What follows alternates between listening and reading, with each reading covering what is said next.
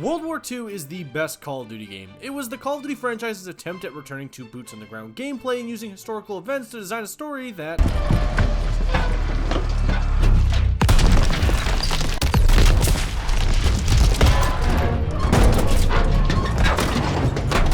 It's a game that is best described as if Michael Bay designed a World War II game. It's not incredibly accurate historically, but it is also a game that delivers in so many ways. The campaign mode will leave you in tears even if it misses on some of its hard-hitting moments. The multiplayer is so underrated that it might as well be Joey Votto, and the zombies mode, well, I guess it could have been better, but it also could have been worse. Does World War II succeed in bringing the franchise back to its roots? Sure, because I'd say from the years 2014 to 2017, you had this sort of dark period in the franchise. A time in which you had games like Advanced Warfare that brought fans a new dinking and dunking style of play with advanced movement, supply drops, and a gunplay that literally broke Merc music. I use Bell because it's good. I use Bell because I should. If there is a gun to use, I use Bell and I abuse. I use Bell when I am sad.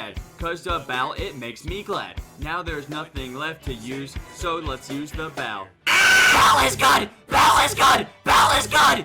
And stuff! Or Black Ops 3, albeit a good game that literally promoted gambling to children with its black market system. Or Infinite Warfare that was received so poorly that the trailer for the game currently ranks in between Rebecca Black's Friday and Yes Yes Vegetables for the worst rated YouTube video ever. Plus they had to release a remastered version of the original Modern Warfare title just so that way this thing would sell. So with the release of World War II, it definitely took players back to the roots with boots on the ground gameplay while also keeping some of those Call of Duty-isms that we've all grown to love. The campaign does try to tell a grounded story, and in some moments it accomplishes that, but there are some other moments in the campaign that are completely overshadowed by the absurdity happening around it. Oh, Jesus! I got you! Hold on! No! Look out! Get out of the way!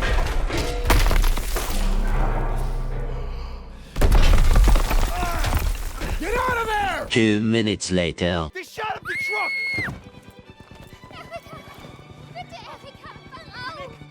She's gone. There are 3 missions in this entire campaign that I feel show some of that absurdity and realism that this World War II campaign is trying to sell as a serious military shooter. D-Day, a completely real event that seems to have been inaccurately depicted and has the set pieces of a Michael Bay film. D-Day takes place at the start of the campaign where we're introduced to our protagonist Daniels and his squad. They're all joking around playing the game Five Finger Filet. What a great example to set for kids, you assholes. Which pretty much serves as a way to showcase each of their personalities. Daniels is the Tex-ass farm boy with daddy issues. Aiello is the stereotypical 1940s New Yorker. Styles is the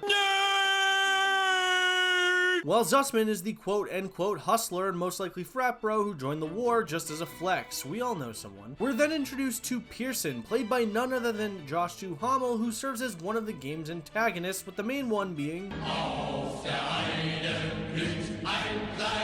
he gives Daniels and Zussman some attitude, which leads to a speech that rivals Tom Brady's inspiring text messages. We're then thrown into the first-person view of Daniels as we begin the invasion of Normandy. Now, I'm no historian, but it feels like the developers took some liberties with this mission. Higgins boats colliding, a PPSH on the Western Front, or even the section where Daniels drags a wounded Zussman to safety while the feared German forces turn into stormtroopers from Star Wars. I will say the mission does a good job of showcasing the horrors of war. Like from the second Daniels hits the beach, you see the absolute carnage happening on Omaha Beach. Daniels will dink and dunk his way to the seawall where he uses Bangalores that he pulled from his ass and clears a way for the next wave of soldiers. Daniels and company make their way up to the bunkers where they end up clearing some said bunkers, which leads to a 1v1, Daniels having to drag his friend to a nearby aid station and defend a farmhouse against waves of Germans. And what does all that lead to? Not a Medal of Honor, that's for sure, because that's an entirely different franchise. SOE, the Great Train Race of 1944, a totally real event that historians and social studies teachers everywhere decide not to tell you about. It starts off with the greatest team up since Taylor Swift and Travis Kelce.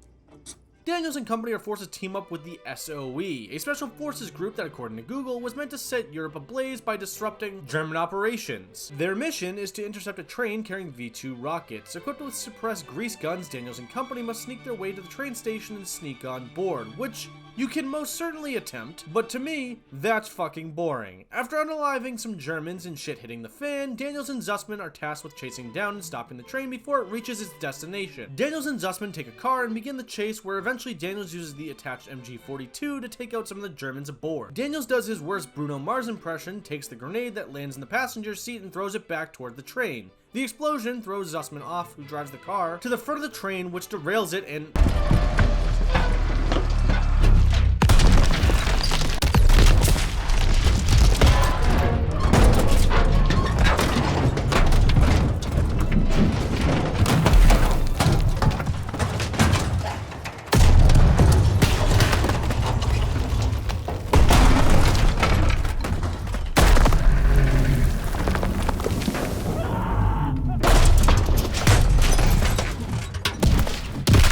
But by the power of plot armor and somehow, Daniels and Zussman survive to see the aftermath of the train crash, where they meet Rousseau, a French resistance member. I mean, at this point, this has got to be like the World War II version of the Avengers or something, right? They come under fire from Germans that somehow survived as they navigate the wreckage, and eventually link up with Turner and company for another job. Hill 493. After failing to meet at the farmhouse, Stiles finds out that Pearson took his forces to assault Hill 493. Turner, spoilers, hearing this, takes his forces to reinforce Pearson. Daniels, Turner, and company make their way up the hill, take out the resistance, and why couldn't Zussman take out that MG nest? I mean, god damn it, Zussman, where they eventually come up on a wounded Aiello, who informs Daniels and Turner that Pearson has already moved further uphill. Daniels and Turner make their way further uphill to find most of Pearson's forces wiped out, with him being dead set on taking out the flak guns. The plan has Daniels direct our newfound friend Parker up the hill so he can clear an opening in the bunker, giving the player one of two options. Option A, Daniels is able to direct Parker safely to the bunker so that way he could clear a hole in the bunker for the advancing force. Or you could go with option 2, which is Daniels does his best Zach Wilson impression, lets his lack of leadership skills get Parker killed. You gotta respect his MILF game. Once a hole is made, we get a bit of back and forth between Turner and Pearson. Pearson believes that the cost of lives is justified because they're all cogs in the machine, while Turner reminds Pearson that they're responsible for these men and their safety. Who's right? The hell with our goddamn orders! Probably Turner. Daniels and company start to destroy the flak guns until, wait, plot twist, they're ambushed by a Tiger tank. Daniels uses his thermite grenades, disables the tank until, wait, another plot twist, Perez shows up. Plot twist again, he dies, I think. Turner ends up being wounded, giving us his last stand motto, no sacrifice too great, and holds off the incoming Germans. That way Daniels and company can escape. Can we just take a second to mention that this would probably be the hardest looking album cover you'd ever get in your entire life? Also graphically, not just this scene but the entirety of World War II does not get enough praise for its graphics. Graphically, this game is incredible. Regardless of the campaign's ridiculousness, it still provides an extremely entertaining experience. Yet maybe you're not into the Hollywood blockbuster of a campaign and decide to play the Zombies mode. World War II Zombies mode is fine. I won't sit here and say I'm some sort of expert in zombies. The entire experience is just, I don't know, fine. The maps aren't amazing, they aren't memorable, but it's good enough that this mode exists in the game that it gives you at least some entertainment. The Zombies mode does have its own set of supply drops and orders that provide the player with unlockables usable in Zombies. There is a custom class system that provides the player with different perks and abilities. Again, this just seems to fall under the new era of Zombies. I don't think it's great, I don't think it's terrible, it's just there. But maybe you don't enjoy the darkness and bondage of the Zombies mode and decide to try the multiplayer. And I would love to sit here and sum up the entire multiplayer experience in World War II by just saying every Call of Duty player's least favorite F word, fun, but I just can't because it's not that simple. If you think World War II's multiplayer is bad, you are objectively wrong. It is literally everything that any Call of Duty player has been asking for years. Sure, maybe World War II had its issues at launch, but in its current state, I would consider the multiplayer experience an art. For starters, World War II's multiplayer features a headquarters system that is a straight ripoff of Destiny's Tower, a central location that allows players to waddle around and meet new friends by showcasing their supply drop rolls, complete contracts, or even meet Le'Veon freaking Bell. Before heading out to the front, you need to select a division, soldier. The headquarters also comes with a fully functional firing range, that way you can test out new weapons, loadouts, and waste some of that taxpayer ammunition.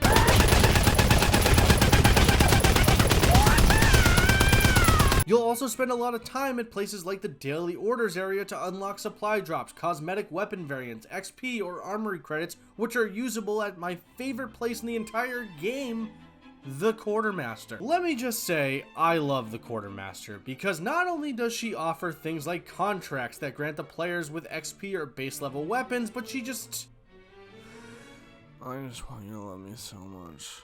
Where was I? Supply drops act basically the same as any previous Call of Duty title that's featured them. You'll find things such as customizations or weapon variants that are purely cosmetic, yet it's how you earn these supply drops that's completely different from those other games. Now you can unlock supply drops the easy way by paying money with COD points, or you can unlock them by completing orders in the daily orders area that offers common supply drops and rare supply drops, along with the potential of receiving a random supply drop that's given out to a player at the end of each match. So yes, there's still this element of gambling in the game, but it's not as harmful as it is in other games. There's more balancing to it. Instead of the traditional perk system found in previous Call of Duty titles, you'll find a revamped class system called divisions. Each division offers different perks catered to the playstyle of that player. Was it broken at launch? Sure, but the developers took the feedback provided by the players and completely overhauled the divisions and how they played. The maps seem to have great flow, movement feels fast, and weapons, while they sound like they're firing candy corns, are just super satisfying. Did I mention the fact that the game comes fully equipped with no skill-based matchmaking, a map voting system, and no disbanding lobbies?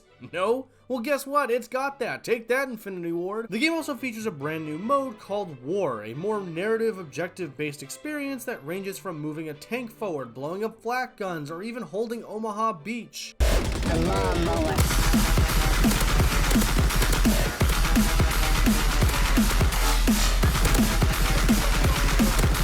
And games can get pretty intense. For instance, when it comes to games of Operation Breakout, players are tasked with preventing a tank from reaching the flak guns. It's the final stretch of the map that, after all you've been through, can be some of the most intense action of the entire game. Because all it can take is one player to jump on top of the objective and all progress is stopped right there. The game is definitely in my top 5 Call of Duties, and I think it's like a 9 out of 10 if I put it on a scale. I don't even remember what I've ranked at this point. But if none of you believe me about this being one of the most peak experiences, then why don't we take a look at the most perfect way to judge a game, the Steam reviews. ACS Track says, very fun campaign, 8 out of 10. Historical accuracy, -7 out of 10. Scotty Manny says, sickest World War games you'll find are COD, story mode bangs. Yes. Yes, it does.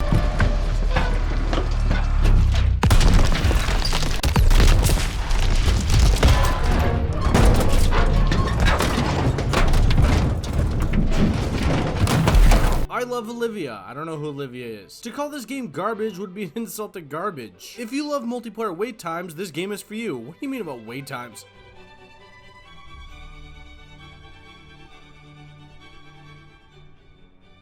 Running out of coke to snort while waiting for the servers to go off. Tank mission. Yup, not gonna lie, that's probably the worst part of the entire campaign. I kill person in video game. Person yell in headset. I kill more person in video game. Person yell harder in headset. Tell me expletive. I deaf now, but I still kill person in video game. Very fun video game. My history teacher didn't mention these quickscoping female soldiers in World War II. 10 out of 10 got PTSD first match. Tank mission makes me want to commit arson on an orphanage. The tank mission in this game is harder than Dark Souls. Looking back on it, one of the better CODs. Thanks, the Donald. And finally, really good realistic and history teaching came. What?